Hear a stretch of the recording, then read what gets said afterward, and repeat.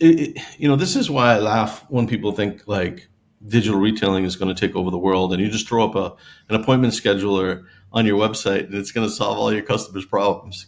You got to listen to the calls that we listen to before you make that assumption. Yes. Because there are a lot of trickiness, and we have. I feel like now we started off, like I said, with 4 pages of onboarding information. We're up to 8 or 9 now, because of Wow. all these things that happen. That when we onboard a dealer, we ask them, like loaner cars right now, because of the inventory issue. A lot of dealers don't have loaner cars available like they used to. Hmm. Um, Believe it or not, we have dealers using Uber and Lyft now for customers. They're paying for the customer's ride, which is Wow. really interesting, because the shuttle might only go out, 15 miles or 10 miles away from the dealership. So, and the customer's 30 miles away. I mean, there's a lot of transformation that's happened, recently because of all the chip shortage and all that kind of stuff.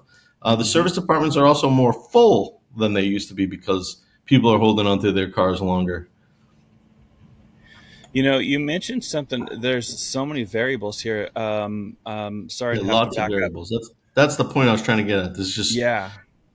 And Yeah. it takes someone like Frank and his team to like really understand the dealership, and have a good onboarding, and Josh and Will to talk to them about all of these things prior to us launching, so we know how to answer all these questions.